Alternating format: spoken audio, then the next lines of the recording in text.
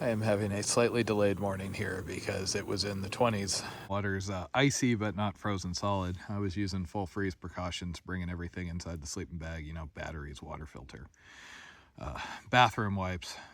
It is after 10:30 and I'm giving up and packing up here. This is the downside of doing videos sometimes. I came out of town with a lot of editing left to do, and it was so cold this morning I couldn't move my fingers out of the sleeping bag, so it was really delayed.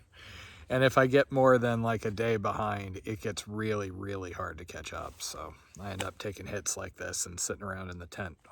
I heard somebody else in the area a little while ago. They were being really, really loud and then got quiet, which usually means they caught sight of me and were wondering what somebody was doing camping up here. So it looks like last night was in the 20s, somewhere high to mid 20s. My sleeping bag that I have with me is a 30-degree bag, so it does start to get a little bit questionable if I get down into the teens. I also have down pants, down socks with me, along with the fact that my Torrid jacket is really, really warm for its weight class. So I'm fine until I have to get out of the sleeping bag. And it's always the early hours of the morning that are the worst.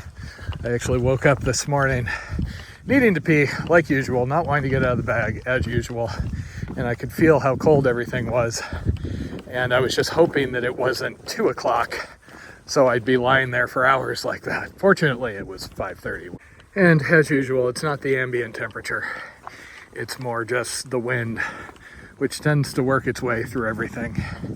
And I sent my rain pants back home figuring that I hadn't used them and the rainstorms up ahead were likely to be a little on the warmer side. I might have been regretting that, but this cold snap, I'm in the worst part for it. This area is known to get colder than the surrounding area, and this is probably the last hurrah of the cold weather. Maybe, possibly. AKA, in a week or two, I'm going to be complaining about the humidity and the heat and the bugs. Oh, that is a nice thought right about now. I keep trying to mentally just remember what it was like during that heat wave in Louisiana last year. So as far as I know, I am mostly going to be on trail through this section. There is Black Falls State Park up ahead, which I've been told is one of the gems of this area, so I'm going to go see the falls. Get video for taters and all of that. And other than that, it seems like it's going to be fairly low-key for a while. Lots of camping options, dispersed options. It is also going to be colder tonight, so once again, going to be under freeze precautions and bundling everything up. Also, food-wise, if anything, I need to add a little more. I think hiker hunger is hitting me a little bit early this year.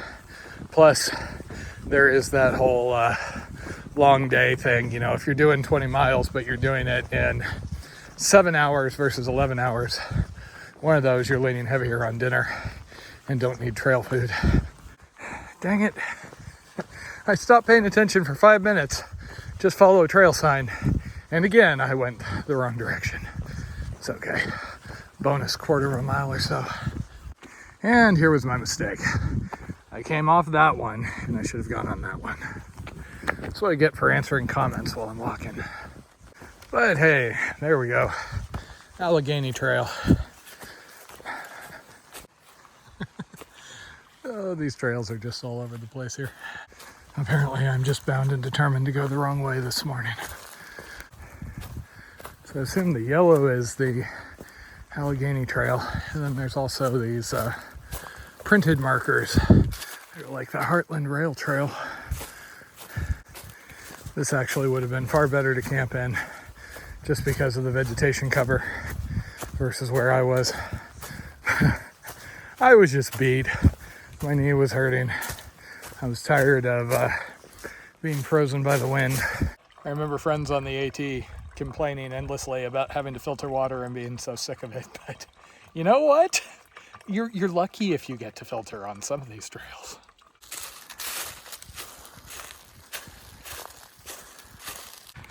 I'm having a heck of a time getting warmed up and into the groove this morning. There has been a fair number of rocks and up and downs, but not enough to excuse my laziness this morning. Also, nothing like trail miles to remind you how easy road miles are, you know, other than the foot damage. And nothing like road miles to remind me how much I like trail miles. So this is now the Monongahela, however you pronounce it, forest. The trail through this section is kind of interesting. It makes kind of a waveform. And of course, people being people, there are folks who have shortcutted the two swings. The first one looks like a straightforward, hey, this is shorter, and just misses out on what at least a fair number of people seem to refer to as one of the gems of West Virginia, Black Falls. And then the other one is just a straight cut across on a rail trail. I'm not feeling like shortcutting today, though, which is almost a shame because that might have made up for my laziness this morning. I'm going to be short on miles pretty much for whatever I do today. And this is the advantage of not following the turn-by-turn directions. I thought I was going to be on a road. Instead, I'm on a muddy trail. And there's more of those things I saw yesterday. Really curious what they are. Seems like there's two separate things because I found one of the kind of middle things almost looks like a jellyfish. Based on this, I'm guessing eggs though. See all the tadpoles?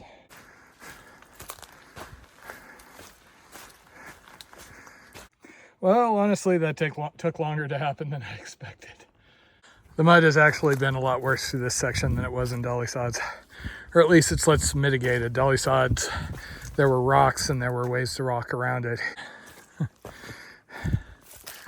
Getting Florida flashbacks for part of these as far as how deep the mud is. Not quite that bad. So I found this interesting on the map. There is a shelter back here. I know, East Coast, they do those. I'd actually been thinking I might try and stay here when I was initially looking at this section, but it just didn't divide up right. And I'm not going to cut like a 10-mile day just to stay in something like this. I will, however, come over to sit for a minute and appreciate. Not a ton of people in the book here. And honestly, I don't really get that much of the appeal of sleeping in the shelters. Like, it was nice when Jen and I slept in that one because she hadn't had that experience. But like, the big reason I liked them around on the AT was they left the campsites open for me alone. And then they had privies. This one doesn't even have a privy. Oh, fun times.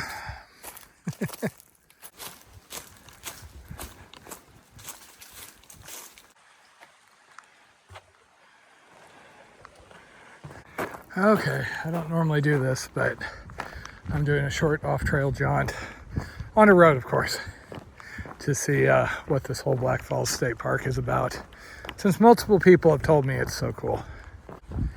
I don't plan to go all the way to the other side of the canyon off to my left, but there is an overlook where I can at least get a sense for it.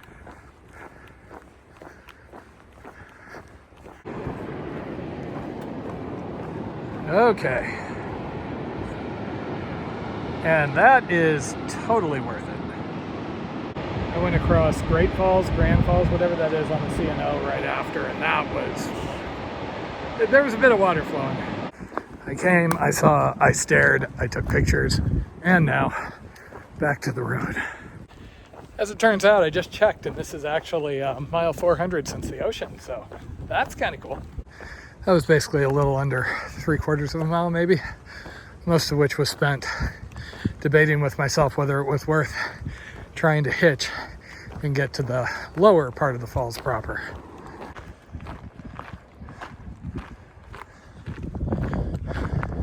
It's possible to just walk the road through this section and probably make better time, but there is a trail that parallels the road for a mile or two, and I figured with how rare trail was, I should do that. Hey, buddy. Oh, of course. They say they took inspiration from the AT, huh? Oh, I gotta look that up for Jen.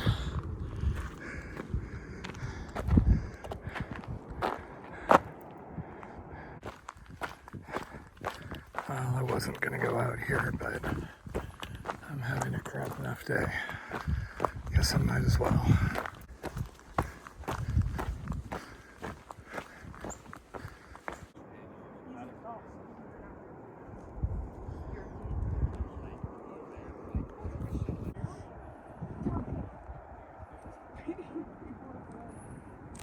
In retrospect, probably would have skipped Lindsay Overlook, but hey, it was all the cars that did it. I went by and that was more people than I'd seen in the rest of the park. So it's like, well, must be something impressive there, right? Probably more so with clouds or less afternoon lighting.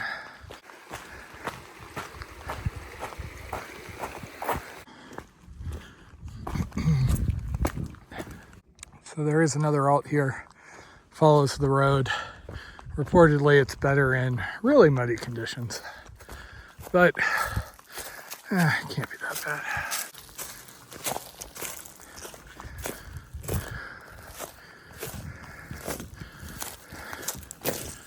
That alt description really doesn't make any sense. Barely been wet back here. It's a raised trail bed, and it's only overgrown if you insist on, holding your arms out and not touching leaves. This has been a nice trail.